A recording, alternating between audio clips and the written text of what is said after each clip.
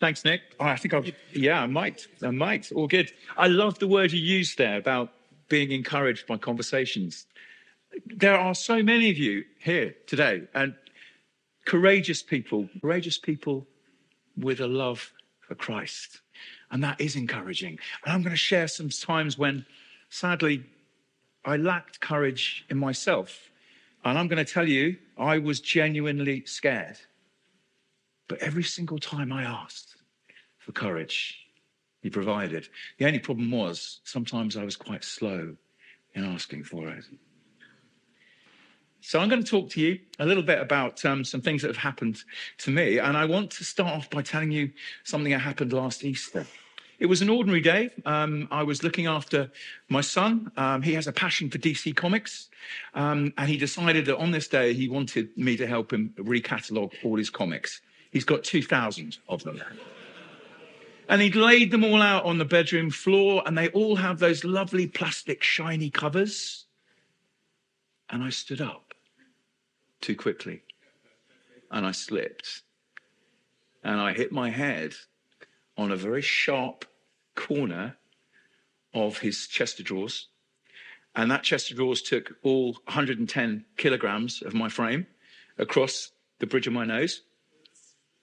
I had hyperextension whiplash and broke my neck. And I was lying on the floor, looking up, thinking, I can't move. Paramedics came.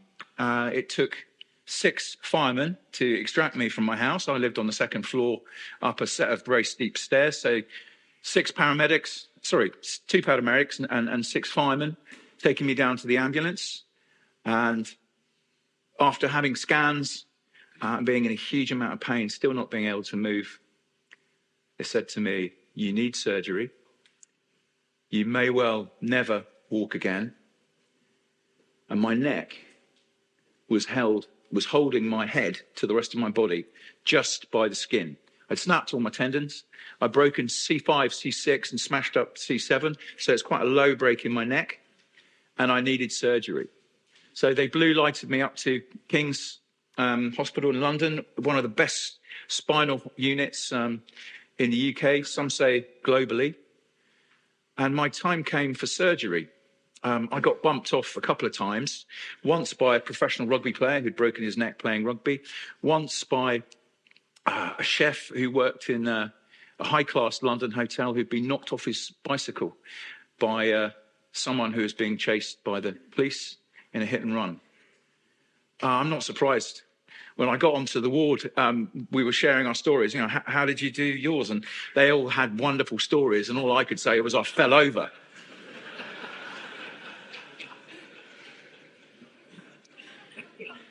So in my pre-op, before I go into surgery, the first thing they say is that spinal surgery carries an extremely high risk.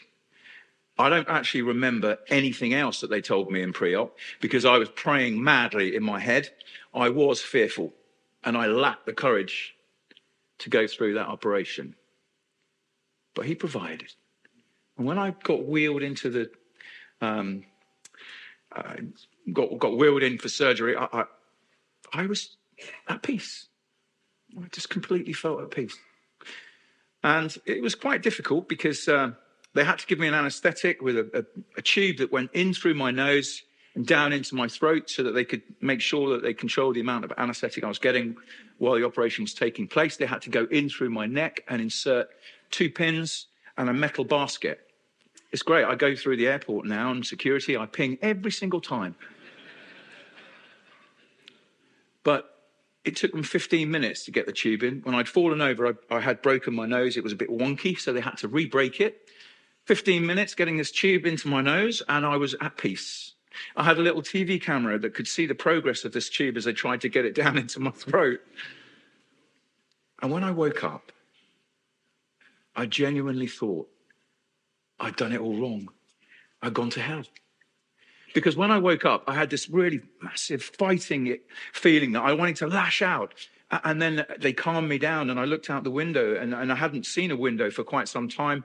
I'd just been in the ward looking up at the ceiling and I looked out at this window and there was a massive flash of lightning. And when you hear thunder, you count to see how far away that. There was no time to count. It was literally this bolt of lightning just came through and all the power in the hospital went off. It very quickly kicked in. They've got good backup systems, but I genuinely thought that I'd gone to hell. And I said to God, oh, what did I do wrong? I'm so sorry. I had 2 months in hospital. And even though they said I probably wouldn't walk again, I was playing badminton with a physio after 6 weeks. With a balloon, I admit, not a shuttlecock. But those 6 weeks, four of them spent not being able to move, having to be washed in bed, not being able to get up, not being able to go to the loo. I'll spare you the details, but it wasn't fun.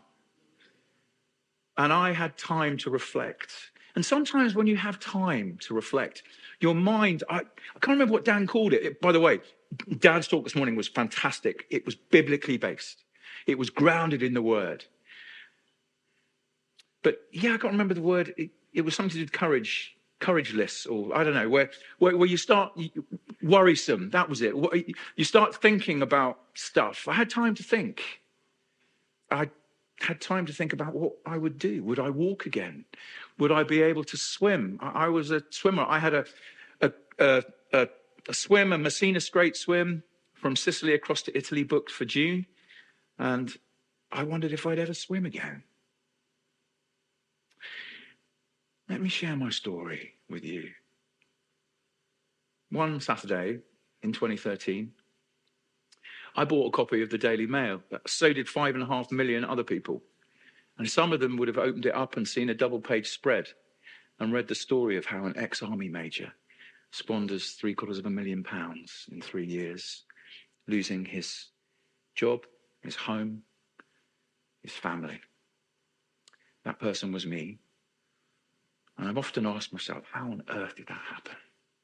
I'd always had a walk with God. I grew up in a Christian family, and I enjoyed my time with the Lord in the morning. It didn't matter what time I woke up.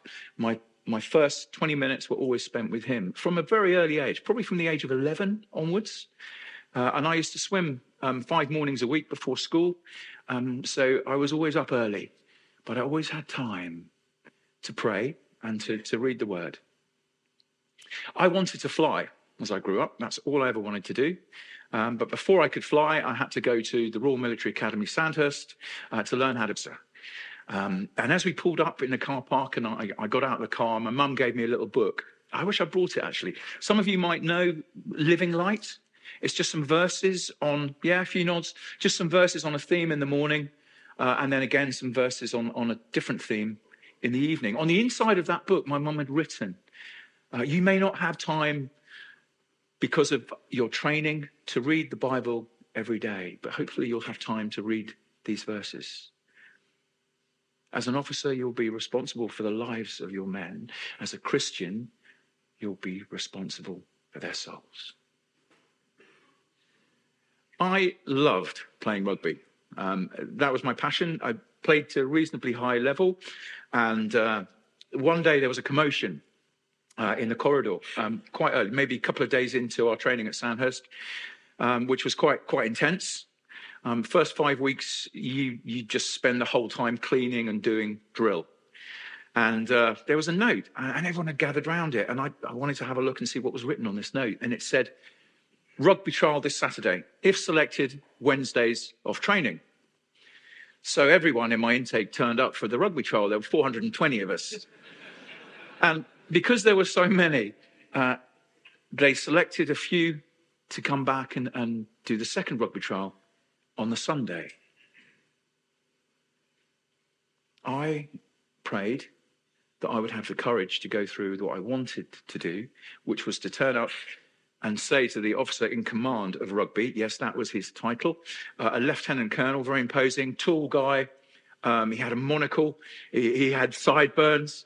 And I stood to attention and I said, sir, I don't want to play in the rugby trial this afternoon. I need to go to chapel. And he looked at me and he smiled. The Lord gave me the courage to do that. I could easily have gone along with the flow. I wasn't selected to play in the following Wednesday's match, but I was on the bench. I was a reserve. And the person in my position got injured within 2 minutes, and I was on the pitch and I played the best game I've ever played.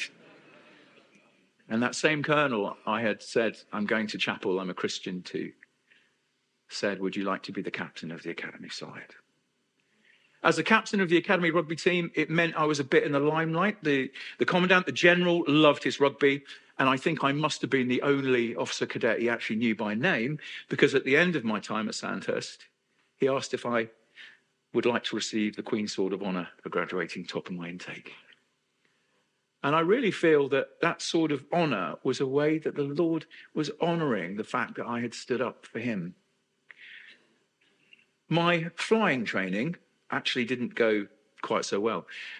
You see, I could fly, that was no problem, but I couldn't actually land.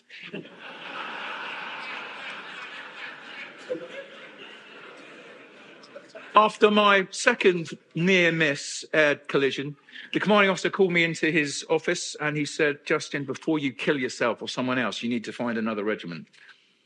And I was dealing with some anger issues there because I just wanted to fly.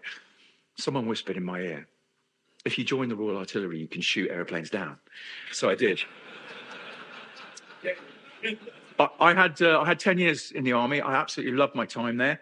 I was almost about to say I am a thrill seeker. And the army gave me an opportunity to find thrills. Jumping out of an airplane at 250 feet is completely mad. You do need courage to do that. And funny enough, the courage that you often get to do mad things in the army is by looking around you. Actually, I want you to do that now. I just want you to have a look around. If you're at the front, look back. You're lucky if you're at the back, you can look. Take courage from this. Look at this. We're all here today for one reason. It's to learn about Christ. Take courage from that. Be encouraged. Getting out of an airplane at that height with 100 pounds of kit strapped to your leg on a static line at night over the water with 80 other people trying to get out of the airplane at the same time. The only way you can possibly take courage is through your training and by looking around and saying, if they're going to do it, I can do it too. When I talk about training, and I use that analogy maybe as a metaphor for what we need to do every morning, which is to delve into the Word, to listen to God, and to speak back to him through prayer. What kind of a relationship would grow if we never listened and we never talked? 10 years in the army, 2 operational tours, para-trained, commando trained. I volunteered for everything. Not only was I a thrill seeker, but I was incredibly competitive and I was a terrible loser. So I worked really hard. When other people would disappear off for parties at weekends or back with their families, I put my hand up and I volunteered for the patrol team. And I got promoted very quickly. For a while, I was the youngest major in the British Army. I was just 28 years old. And on the day that I was awarded my crown, my majority, they told me that I was going on an operational tour. I was excited by that. It was late 90s, 1999, so the end of the Bosnian conflict. There was a peacekeeping role. I loved that. I'd been to Northern Ireland in a peacekeeping role and going out on patrol in Besbrook, South Armagh, somewhere they call Bandit country. It takes a lot of bravery. And again, I lacked courage and I had to ask for it. On one patrol where we went out, a sniper took out one of my soldiers and he sadly lost his life. And after that, when we moved around, every time we moved around, we had to move around in a helicopter, which again made me angry because I wanted to be flying it. When I was in Bosnia, my role was not a very exciting one. And I've already told you I'm a thrill seeker. I had a desk job. I had to coordinate all the indirect fire assets in our divisional area. So I was responsible for about 460 people. By month 3, I was pretty bored. And my command post sergeant said to me, hey, boss, why don't we take a drive up country and have a look and see some of the land that we look at maps and instruct people to go into? Why don't we go and have a look? He was a big, tall, burly chap, played second row in the regimental rugby team. And we took courage from the fact that we were going out to quite a dangerous area. Still loads of mines scattered the country in the late 90s. Late 90s, we were keeping the peace. We were keeping people apart, people who wanted to kill each other. Families, towns, villages at each other's throats. And we took courage from the fact that we wore our flak jackets. We had our Kevlar helmets. We had our small arms, our weapons. We had a reinforced Land Rover. But unfortunately, something got through my armour that day. That lives with me forever. We drove into a village at the top of this hill. It looked like any other village at first that you would find anywhere in Northern Europe. But every single house was a pile of rubble. What they'd done is they'd come into that village and they'd overwhelmed it. They put big church candles on the second floor of these houses, and they turned on the gas. And as the gas built up and hit the candles, the houses exploded one by one. They took the men off into a forest and shot them, and they took all the women off to a rape camp to be ethnically cleansed. But the very worst thing I saw, right at the top of the hill, there was a school. It looked like school that I'd been to when I was younger. And in the playground, there was a wall where they have circles and goalposts painted, and where the children would have played their games. And along this wall were lines of bullet holes where they'd taken the kids and shot them. We drove back to headquarters, and I looked round and I could see this big burly sergeant. He had tears pouring down his face. And I thought, wow, we've seen something there. You know, we've all had two grandmothers. I had two very different grandmothers. I had one grandmother who I loved to go and visit, and I'd go and visit her whenever I could. And she played cards with me and spent time. And when I fell over and hurt myself, she just put her arms around me when I cried, and that's what I wanted. And I felt better. I felt how I had the courage to carry on. And my other grandmother, who I loved her as well, but if I'd fallen over at her house and cut my knee, I know that she would just have said to me, be brave, pull yourself together. When I went on leave after that tour, I saw a friend I'd been in the army with. He'd left a couple of years before. He was working in the city. He was telling me a story of he earns this big salary. And he said, Justin, why are you still in the army? Come and work in the city. Come and earn a big wage. You don't have to work weekends. You can finish work at 5 o'clock every night if you want to.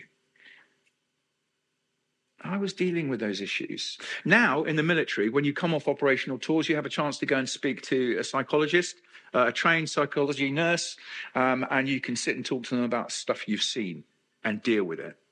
But in those days, you had to keep a stiff upper lip. And if you talked about things that upset you, you might not get that next promotion. So I never spoke to anyone about what I'd seen that day, kept it inside. When I went back to see my boss, I resigned my commission and I went to work in a financial services company. I started off as a junior T-boy. I mean, literally, they wouldn't even let me answer the phone. I knew nothing about business. I knew nothing about the world of finance. But I was ambitious. So sometimes I'd be working. Everyone would stampede out at 5 o'clock in the evening. I'd still be at my desk at 9 o'clock at night. And the only people left in the office at 9 o'clock at night would be the cleaners and the chief executive. And sometimes he'd come down and my light would be on at my desk. And he'd say, Justin, what are you doing still here? It's 9 o'clock at night. And I'd say, boss, I'm ambitious. I want to catch up. I don't know anything about this job. I want to learn. Within 2 years of leaving the army, I'd been promoted and was one of the youngest divisional directors of a global financial services company. I bought my own house. I drove a Porsche. I'd met the girl of my dreams. We got married. We had a lovely son called Matthew. And everything on the outside looked good. I'd met her in Derbyshire when I was on an executive away weekend. And her family had a country house hotel up there. So when we got married, we lived in Derbyshire. And I travelled all the way down to London on the train and back every day. 3 hours in the train. there and back. And things started to go wrong. I couldn't understand why I wasn't satisfied, why I wasn't happy. They'd moved me out of a sales role where I was good at that, and it allowed me to get my thrill, to get that next sale, to a managerial job where I was just managing other people. I was very well paid, but I was bored. I'd stopped playing rugby, hung my boots up a couple of years before. Life was good, but boring. And you know the worst thing? I said to God, thanks, God. You've given me all I need. I've got a great job. I've got a lovely wife. I've got a nice house. I can take it from here. Does that ever sound familiar? Oh. I'd said to myself, there's no good churches up here. It's right out in the country. There's nothing. I can't go to church. Anyway, I'm too busy. And I can't have a quiet time in the morning because I have to leave my house at 5 o'clock. And I drifted away. I never stopped believing in him. I just pushed him back. And you know, God never imposes himself on us. That's true love. You've got to go find him. And he's there. You know, you can walk 1,000 steps away. You only need to turn one back. And he's right there with you. But I walked those 1,000 steps away. And that's when things started to go wrong. I noticed that Matthew, he was 11 months old at this time. I noticed he wasn't using his right hand for anything. And I said, don't you think this is weird? And he wasn't sitting up and he wasn't crawling. Some of the children his age were even walking, age 11. Matthew just sat there. And he'd use his left hand for everything, just not use his right hand. And my wife, Emma, I said, don't you think this is weird? And she said, no, we've got left-handed people in the family. He'll be fine. And then one morning, I turned on my radio on the way to the station, and I listened to an interview with Philip Neville, the ex-Manchester United footballer, and he was talking about how he noticed his daughter, when she was aged 11, didn't use her right hand for anything. They'd taken her to see a consultant. She had a diagnosis for something called a right-side hemiplegia. It's a form of cerebral palsy. She had stiffness down her right side, no dexterity in her right hand. I thought about that all day. I couldn't get it out of my mind. When I got home, I said to Emma, look, let's just take Matthew to see someone and just rule it out. So we went to see a consultant, and within minutes, the consultant said, your son has all the signs of a right-side hemi. He needs to have a scan. We took him, he had a scan, and we went to the consultant's office, and she pulled up a computer screen with a 3D picture of Matthew's brain, and it had a great big scar on one side. It was obvious. She said, your son had a stroke probably during labor when he was born, or definitely in the 3rd trimester, just before he was born. And he had a bleed on his brain, and that has caused a right-side hemiplegia, which can never be healed. And as we got up to go, she said, and he may well go on to develop epilepsy at some stage. Just a week later, 1 week, I was at home. It was a hot day. Matthew had a streaming cold. I was cuddling him, and his right arm started to jerk. I knew straight away. He's having an epileptic fit, but I didn't know what to do. It was a febrile fit caused by a very sharp peak in his temperature. I should have laid him down on the sofa, loosened off his clothing, let him cool down. I didn't. I did the opposite. I cuddled him into me, and I tried to talk him out of his fit. His face turned a shade of blue. We put him in the car to try and take him to hospital, but that was wrong too, because there was loads of traffic. We called an ambulance, drove back to the house, parked up outside. Matthew was laid out on the back seat of the car. His lips had turned purple. And in the army, they taught me how to do mouth-to-mouth resuscitation. You put your cheek up against their face to feel their breathing. I couldn't feel any breathing. His chest wasn't moving. I tipped his head back. I cleared his airway. Never, ever thought I'd have to do this for real. Never thought I'd have to do it for my own son. And I began to breathe for him. And I did something I hadn't done for months. I prayed. One of those really sharp arrow prayers. And I was fearful. I was absolutely scared. I said, God, I don't want to lose my son. Please help. And round the corner came my neighbour. And my next door neighbour was a retired surgeon.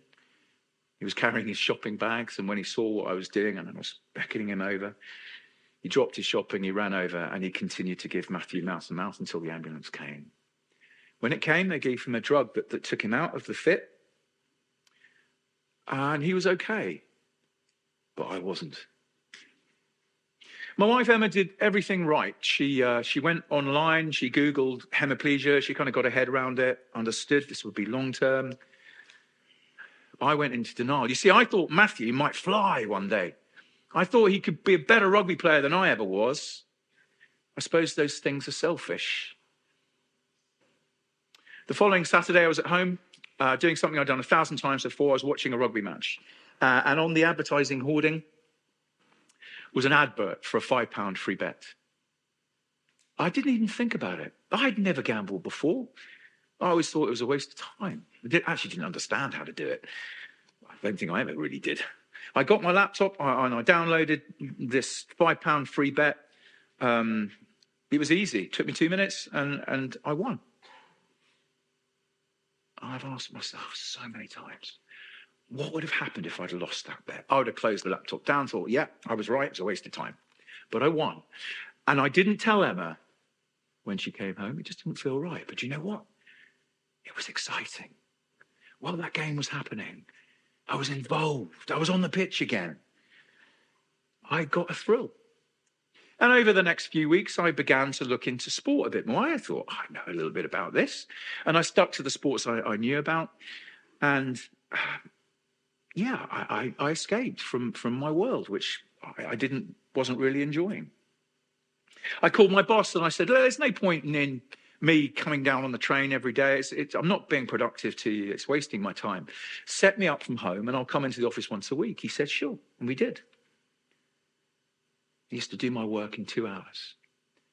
And the rest of the day would stretch out ahead of me. I had time. I had opportunity. I was bored. And I had a good income.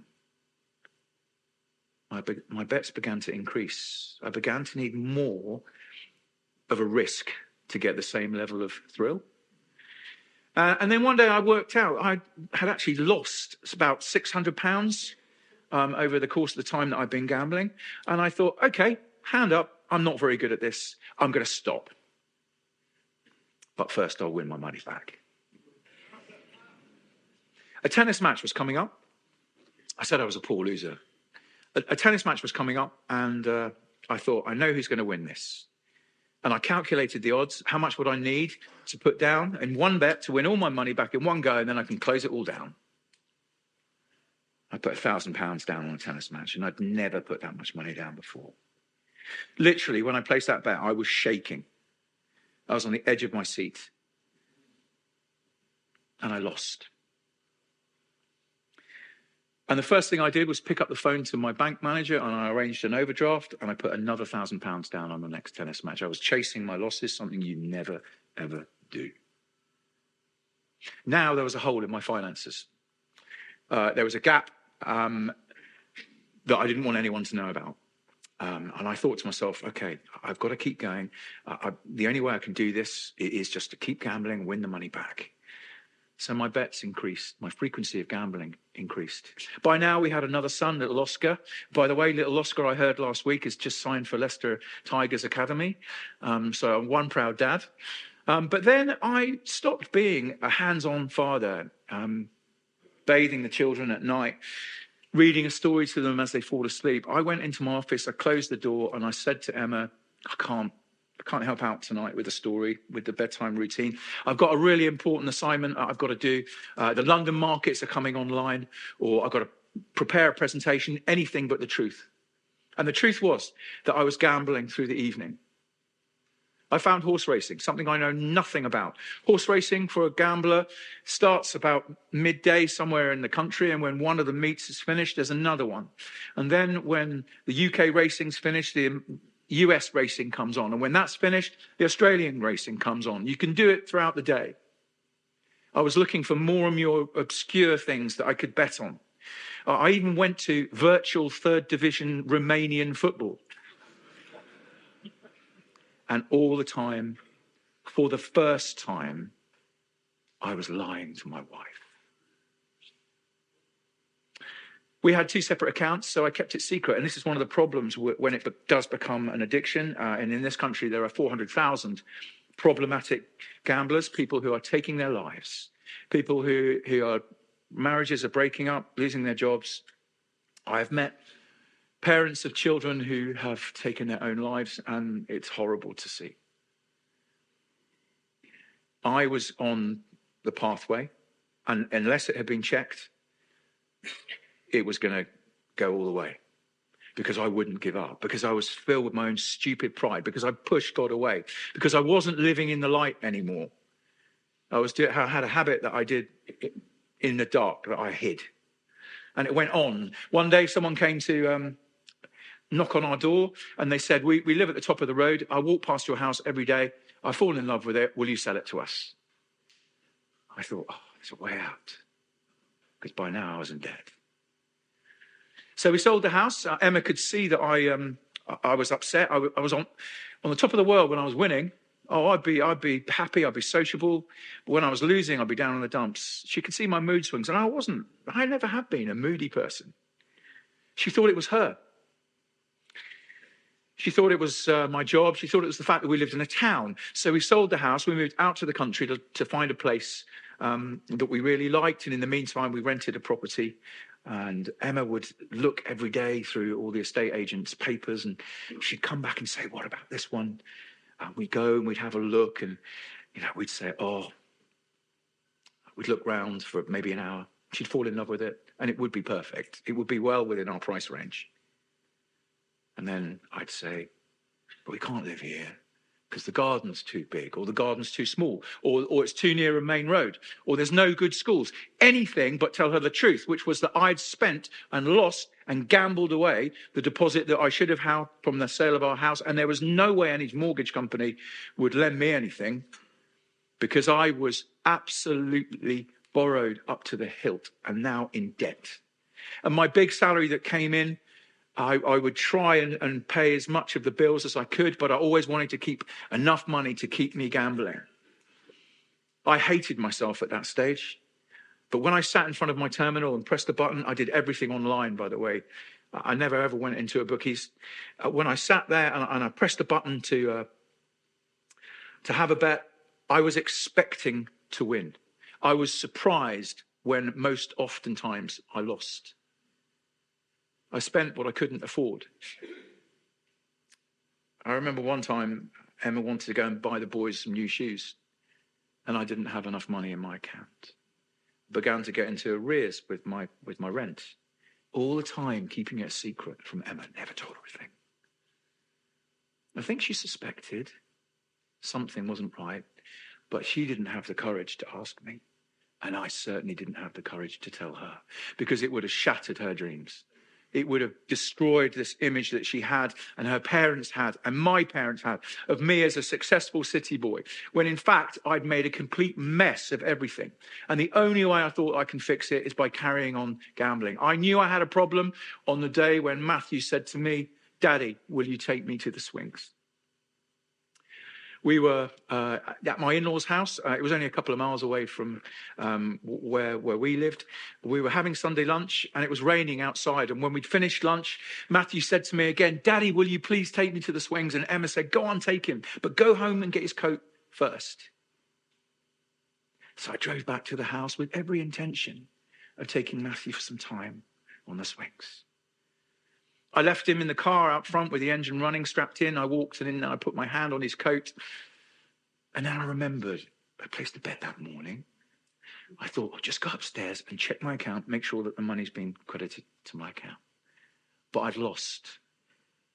So I said to myself, I'll have one quick spin of the roulette wheel. If you know anyone that gambles on the online casinos, please don't be fearful in saying to them, "Are you sure you want to do that?" It's a horrible place to go. There is no limit to the amount of money you can spin, and you can spin that wheel so quick. 2.5 hours later, I'd emptied out my bank account again. I went downstairs, and Matthew had cried himself to sleep. And the tears he cried were dried in lines on his cheeks. That's when I knew I had a problem. That's when I should have put my hand up. First of all, told my wife, then told a good friend, someone who I could have been accountable to.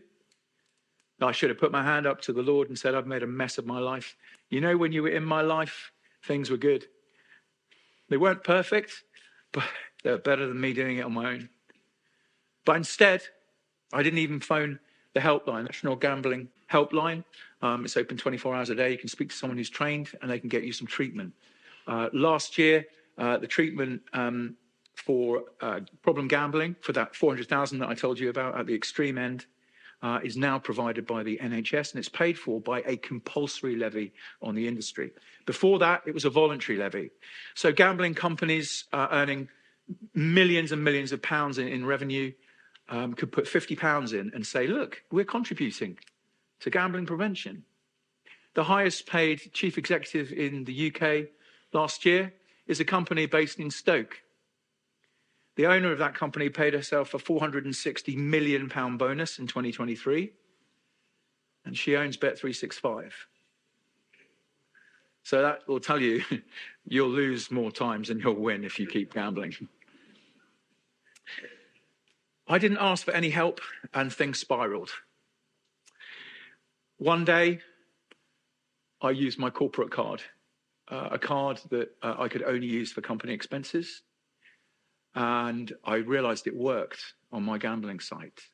I thought, okay, I'll just have one quick, and if I pay it off at the end of the month, they might not know. I knew they'd know. When I pressed that button, I knew that a statement would go to our finance office and they would show my boss. It took them 2 months. It was a Saturday morning. I still remember when the call came in.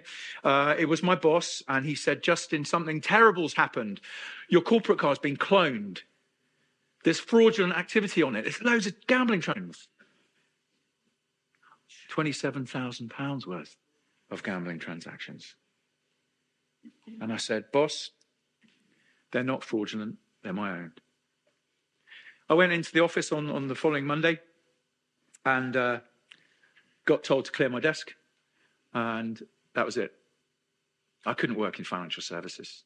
I came clean with them. I underlined each of the transactions that were mine, and completely cooperated. And I was extremely lucky because I was a shareholder of that company and ultimately had a means to pay it back. Otherwise, I could have been facing a jail term. And I know so many people, in fact, I've visited people in prisons who have gone to prison because of their gambling habit. And the problem with gambling as an addiction is you can hide it until it's too late. With drugs and alcohol, it becomes visibly more obvious earlier. With gambling, the destruction has happened before it comes out. And it breaks my heart. And that's why I am CEO of a charity that offers 14 sessions for free. It's Christ-based recovery, goes back to 12 steps as it was intended originally. I got a huge amount of help from Gamblers Anonymous eventually when it all came out.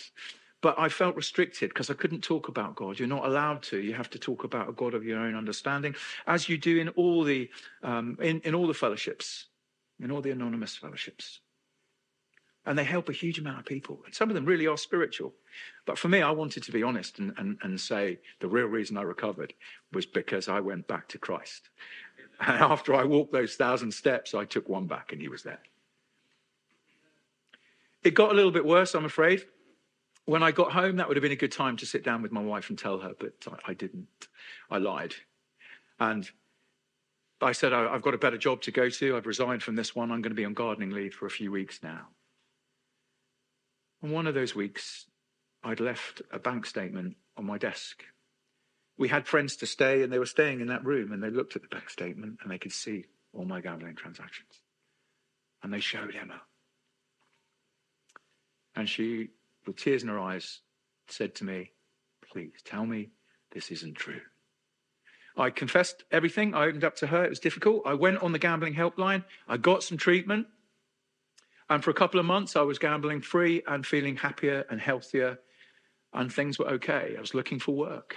And then I got an email from a different gambling company to say, have a £50 free bet if you sign up an account with us.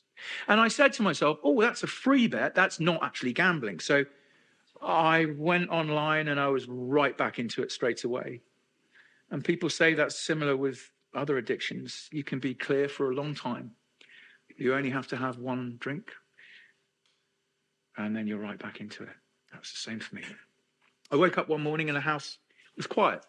Emma had left, and she'd taken the boys. There was no smell of coffee from breakfast or sound of laughter and children's TV. It was just quiet.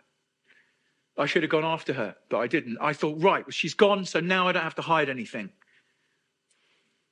I began selling things in the house. We had some lovely wedding presents, the most precious thing I had. I took it into an antique shop. I couldn't go with it. I couldn't go through with it. I put my hand on the door and I thought, no, I can't do this. The next day I took my sword into the shop. I went inside and then I left. I must have looked a bit weird walking into a shop with a sword and then walking away. On the third day I walked into the shop and I sold it for £200 cash, something that's absolutely priceless to me. Had my name on it. When I walked out of that shop, I was crying because I felt that I'd given away all my honour. I had absolutely nothing left. I was selling bags of clothes for a few pounds, putting on some ridiculous football multiplier, thinking I could win everything back. I was living off a sack of mouldy potatoes. I was thinking about what life would be like for my children if I wasn't around. My mum drove up from Kent. She sat down and she said, look, your father-in-law's been in touch. He's paid off the 5 months' rent that you owe, and he's taking the house back. You can walk the streets tomorrow, or you can come back to Kent and try and find some recovery. I went back home. I walked around the house first to collect up my bits and pieces of clothes and some photos that I had left. 2 bags of bin liners and £76,000 worth of debt. I got in the car and drove home. Went back to the bedroom that I'd left as a child and got down next to my bed, and I did picture a cross there. I got down on my knees and I prayed. I prayed a similar prayer to the prayer I did when I became a Christian, which was something like this. I am so sorry. I've mucked up.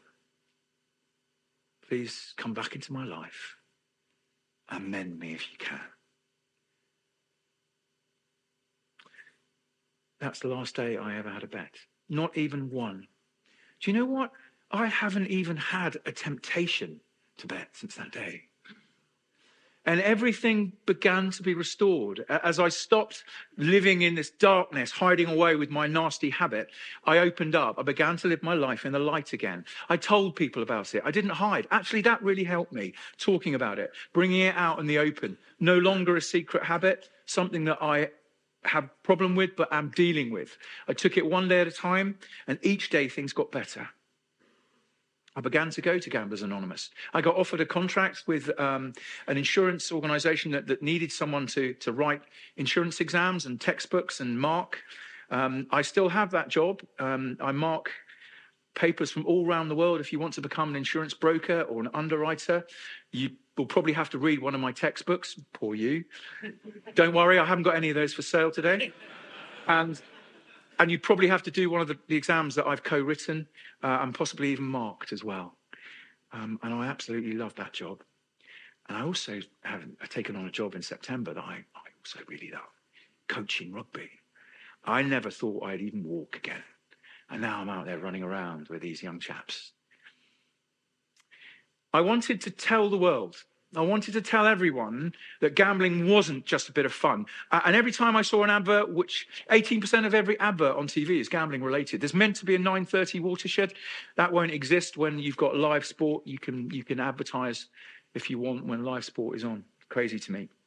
It also doesn't see bingo as a form of gambling, and it is. And if you're at home during the day, a lot of our adverts will be about gambling, and they'll be colourful and fun, and they'll be aimed at women. I have a friend who was at home one afternoon, and there was a knock at the door, and it was a chap from one of the bingo companies offering a £10 free bet token if you sign up, and then going on to the next house. And if you're bored and you're at home and maybe not in work, or you're a housewife and you manage to do all your work and you've got an hour or two free, it's incredibly tempting. So I saw he was a friend. Yes, he was. He said to me, Justin, I hear from someone else that you've had a problem with gambling. Well, I'm about to marry my fiance. We did a search online, or the credit company did a search online for us to get a mortgage. We live with my parents. And it turns out my dad is a compulsive gambler and we couldn't get credit for the mortgage to this address. Will you come on to BBC Radio and share your story? I thought, don't know about that. But I did. And there was so much of a response from someone who was just being honest. Yeah, I've squandered £750,000. I had a good job. I had a lovely wife. I had lovely children. Gambling for me is incredibly dangerous. And people began to phone in and say, yeah, that's me too. I heard this guy on the radio and I want to get help now. I want to stop.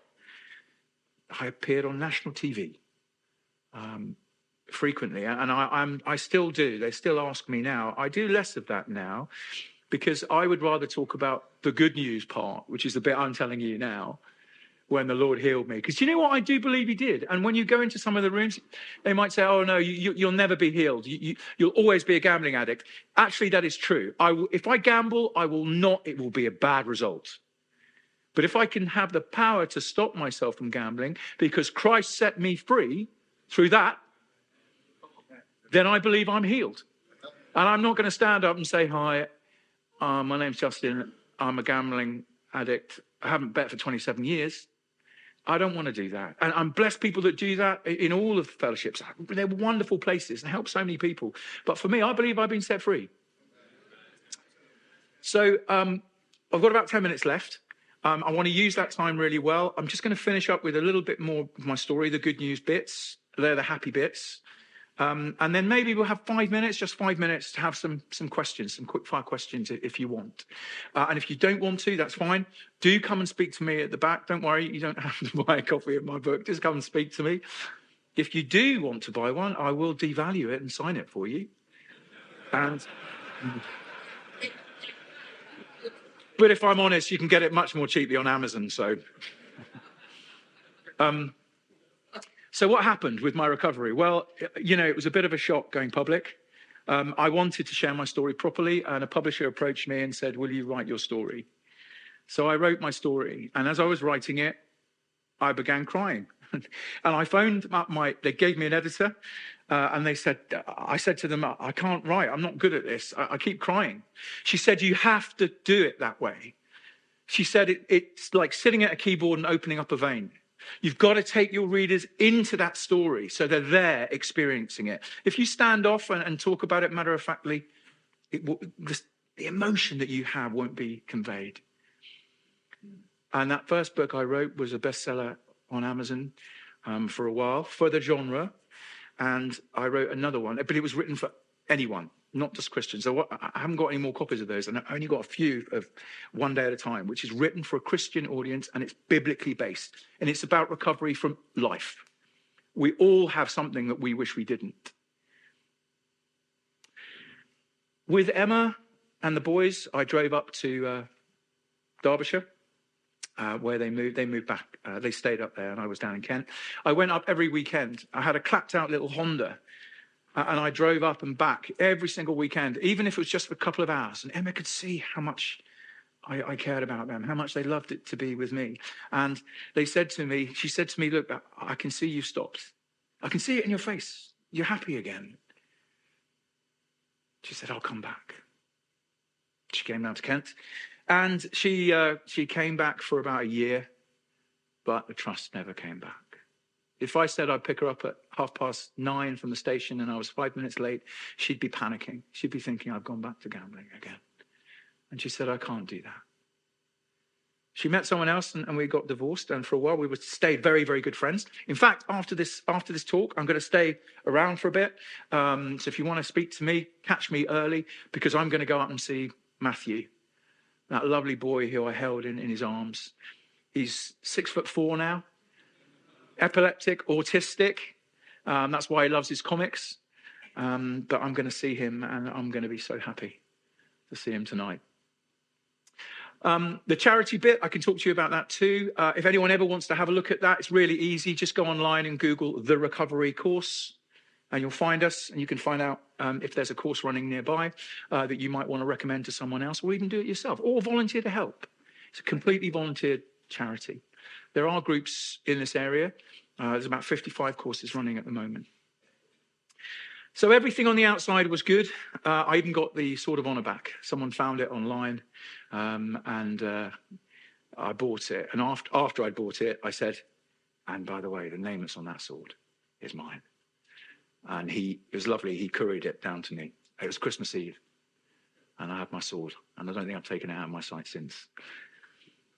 Let me just finish telling you a quick story, because I think this sums up what I'm trying to say about courage and about how important it is as Christians to live in the light, to have that quiet time in the morning when we read the Bible, when we pray, when we walk with God.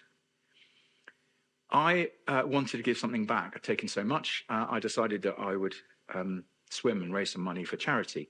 And this tells you about my character. People often ask, am I an addictive personality? I think I'm an all or nothing. So rather than just swimming a few lengths of a pool, I said, I'm going to swim the channel. I'm going to swim to France.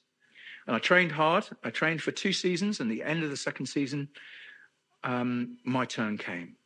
And we got in the boat that was piloted by a very experienced navigator who was going to get me through the 2 busiest shipping lanes in the world, and through some really tough currents and through some very difficult swimming conditions.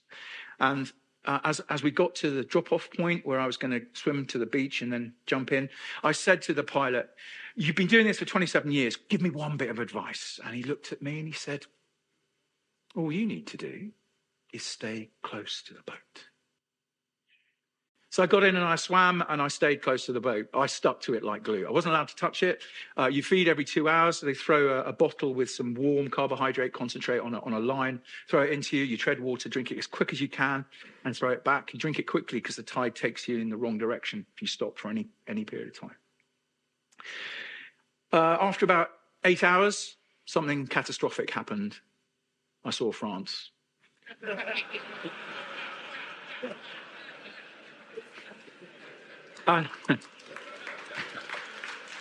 So I thought to myself, I can do this. I'm nearly there. It's going to be fine. Why is the boat going in that direction? France is over there. I'm going to carry on swimming to the nearest point I can find. So what I was basically doing is swimming to the nearest point I could find. The tide was taking me to Belgium. The pilot, who knew those waters, wanted me to get round the back of this little outcrop called Cap Grenade, and then the tide would change, it would take me into land. But me swimming straight, I was going over there. I'll read you a little snippet now from the notes. No, I won't. I don't have time. If you want to, I can read that to you a bit later. But basically, it got dark. And as it got dark, the wind picked up and there were waves, lots of waves. I was dealing with a 2.7 knot current that was taking me in the wrong direction, and I was swimming further and further away from the boat. And they kept saying, come back, come back. In the end, they shone this massive great light down on a bit of water by the side of the boat. And I thought, they really do want me to swim back then.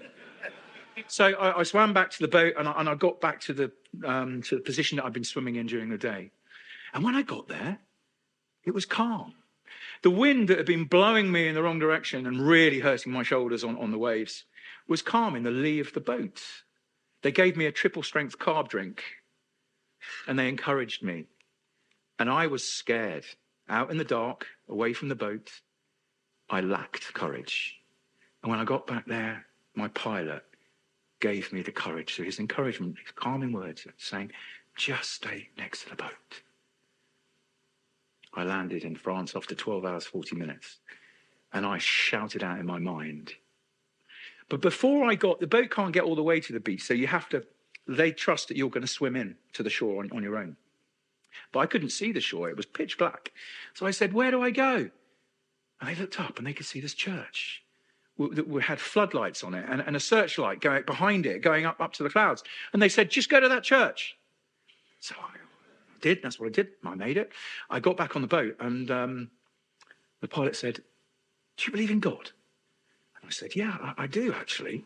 I'm a Christian. And he said, because in the 27 years that I've been doing this trip, I've never seen that church. And it freaked him out so much. When he had a day off, 3 days later, he went across on the ferry and drove around to try and find this church. And actually, there is a church there, but it was being renovated, and that particular day, it had these searchlights in. Do you know, that's like me. Is it like you? When you swim away from the boat, when you don't live in the light, when you stop having your quiet times, when you stop praying, when you think, I've got it, do things go wrong for you? They spectacularly went wrong for me. My intention now is to live every day in the light. When I'm scared, just ask, and he brings that courage. Okay. Great. I think we should close there because I've had my time. Thank you all very much. Thank you.